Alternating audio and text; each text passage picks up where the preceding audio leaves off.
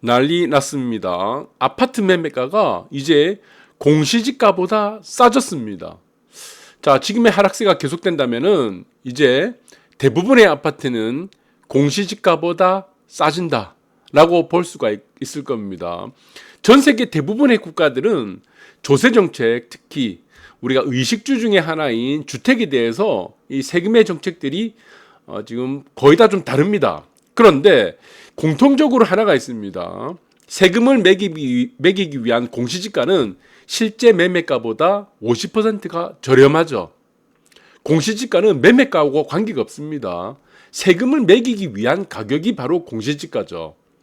그래서 어떤 나라들 보면은 이제 취득세가 비싸고 보유세는 저렴한 국가도 있고, 아니면은 취득세는 싸지만 보유세가 많이 나오거나, 혹은 보유세는 저렴하지만 세금이 양도세를 많이 물리는 국가도 있을 겁니다. 그러나 대부분의, 전 세계 거의 대부분의 모든 국가는요, 공시지가, 세금을 매기기 위한 공시지가는 매매가의 50% 수준입니다. 그런데 어찌된 것이 대한민국의 아파트는 공시지가가 매매가보다 더 비싸요.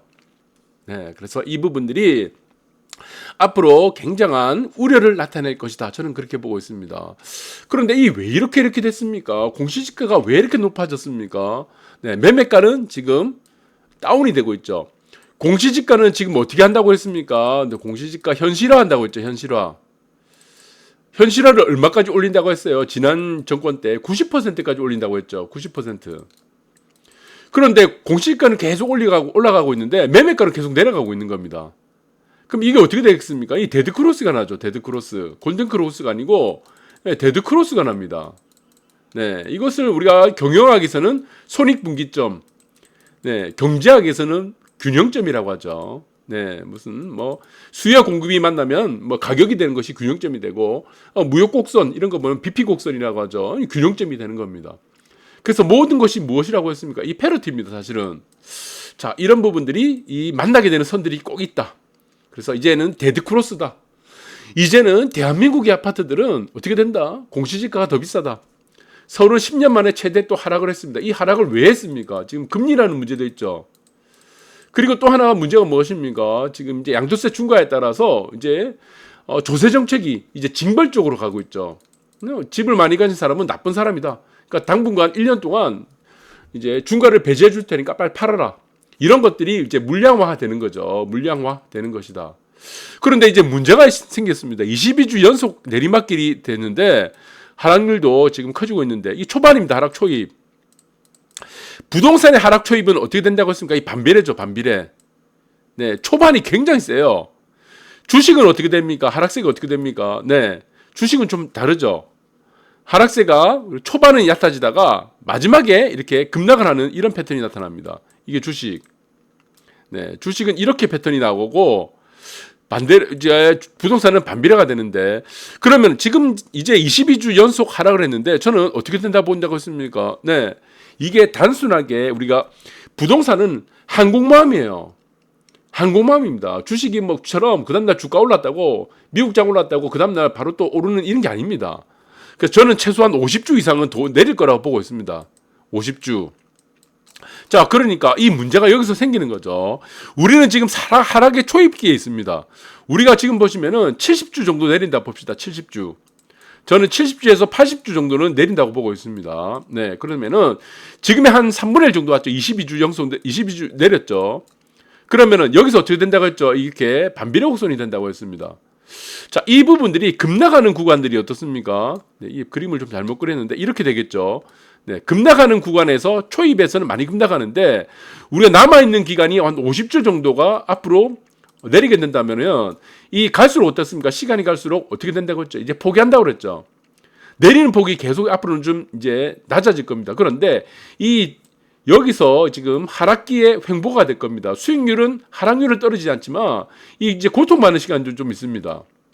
네, 그래서 이것들이 이제 수익률이 보시면은 오르는 것도 있겠고, 네, 이 사이에 먼저 오르는 아파트도 있을 겁니다. 그 입지에 따라 다르겠죠. 그러나 지금 문제가 무엇입니까? 공시지가는 계속 올라간다는 겁니다. 공시지가는 이게 문제가 된다는 거죠. 공시지가는. 자, 여러분들이 지금 70주나 80주 정도가 하락 기간이라고 본다면은 어쨌든 행보하는 기간도 어떻습니까? 상승이 아니죠. 그 하락기예요. 그럼 문제는 공시지가는 계속 올라간다는 겁니다.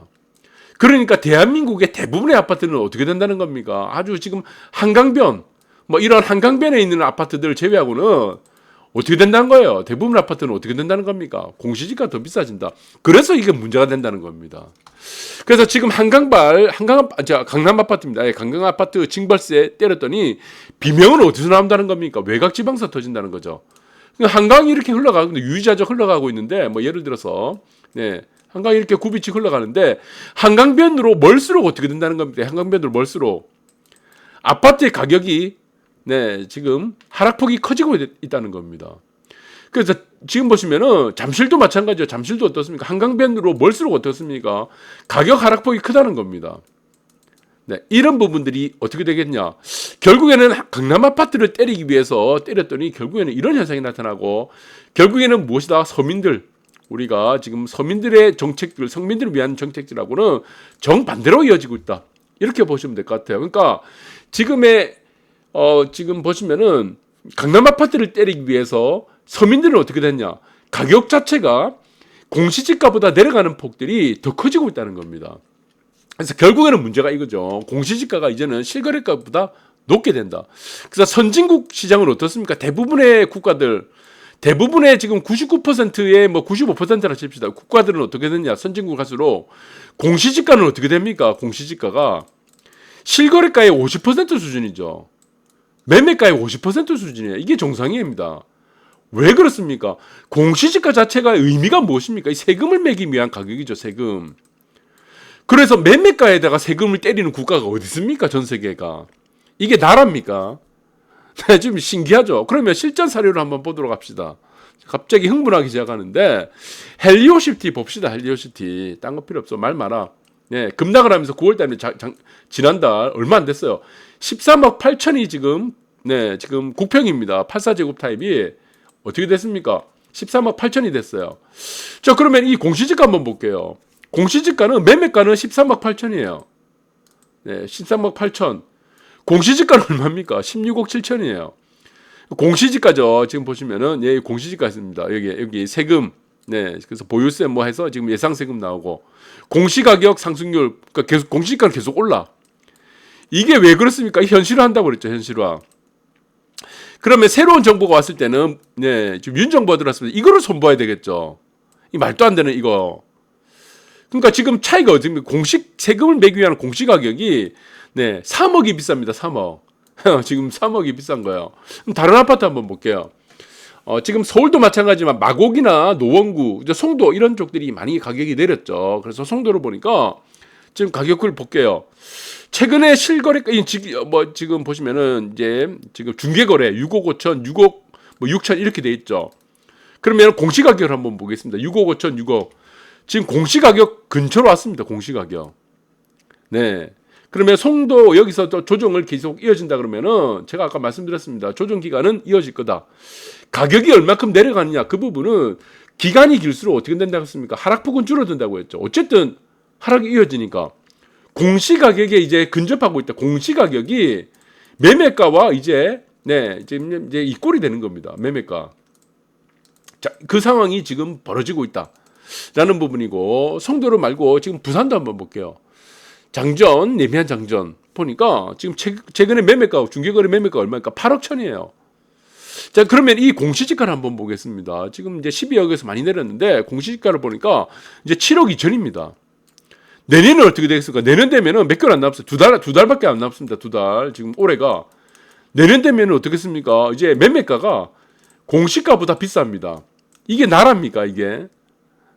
지금 이런 현상이 벌어지고, 그 다음에 2024년은 어떻게 됩니까?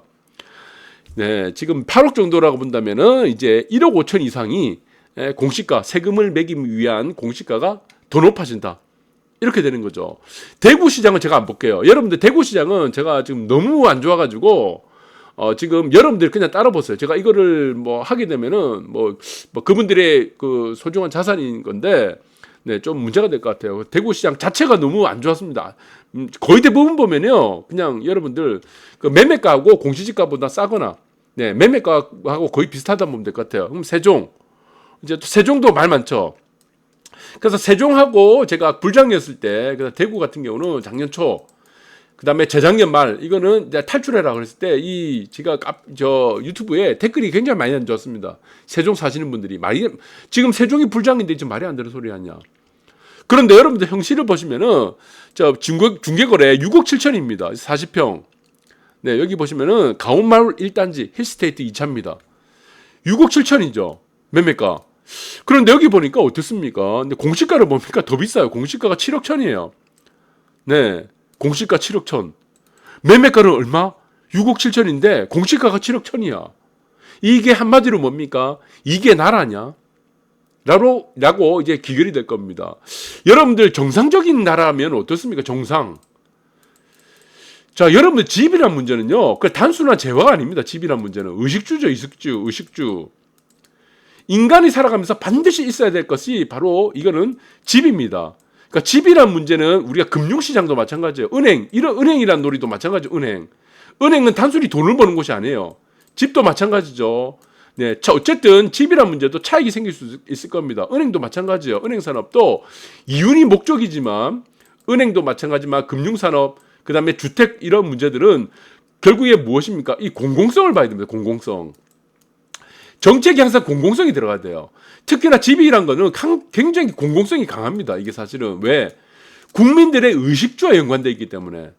그런데 이것을 공시가를 매매가의 절반으로 절반으로 매기는 것이 정상인데 대부분의 모든 국가들이 그렇게 하는데 다만 취득세를 높게 할 것이냐, 보유세를 높게 할 것이냐, 양도세를 높게 할 것이냐 이 문제일 뿐입니다. 결론적으로 보면 세금은 다 대동소이하다는 겁니다. 그 세금을 매기기 위한 공시지가는 이렇게 해서는 안 된다는 겁니다. 그래서 실제의 실매매가의 50%가 항상 적당하다는 거죠. 세금을 매기기 위한 가격이기 때문에, 그 기능 하나밖에 없기 때문에. 그래서 저는 이런 부분들이 빨리 개선이 돼야 된다고 보고, 사실은 세금은 어떻게 됩니까? 이 보유세라는 문제도 있을 겁니다. 보유세. 네. 그렇지만 사실은 어떻게 돼요? 사실은 매매 회전이라고 합니다. 회전율이라고 하는데 매매 회전, 이 회전을 통해서 어떻게 됩니까? 네, 뭐 취득세라든가 이런 부분을 통해서 매매를 자유롭게 해야 되겠죠. 국가는 거주 이전의 자유를 통해서 네, 이런 부분을 통해서 세금을 매기는 것이, 세금을 징수하는 것이 저는 맞다고 봅니다. 네, 취득할 때 네, 세금을 매기고, 그리고 양도할 때도 세금을 매기겠죠. 그래서 매매 거래량을 좀 회복을 많이 좀 시키는 것이 국민들이 자유롭게 거주 이전의 자유를 보장해주고, 그래서 그 부동산뿐만이 아니고 뭐 부동산 거래하는 사람들도 많을 겁니다. 중개업자도 있고 거기에 연관된 많은 사람들이 있을 겁니다. 건설하시는 분들도 있고 시공사도 있고 이런 사람들이 같이 좀 성장할 수 있도록 발판을 마련해야 된다. 자, 그래서 이 보유세 하나만으로 오로지 부동산은 무조건 보유세 하나로만 세금을 걷겠다, 징수를 하겠다 라는 관점은 굉장히 잘못됐다 라고 저는 보고 있고, 그래서 자, 이 부동산에 대한 문제 공공성을 좀 살려주고, 네, 그래서 지금 세금에 대한 징수도 좀 다각화하는 전략을 두고, 그리고 지금 이제 마찬가지로 공시가격도 현실적으로 매매 가격의 50%로 그렇게 전 세계 모든 국가들이 추구하는 방향으로 돌아왔으면 좋겠습니다. 감사합니다.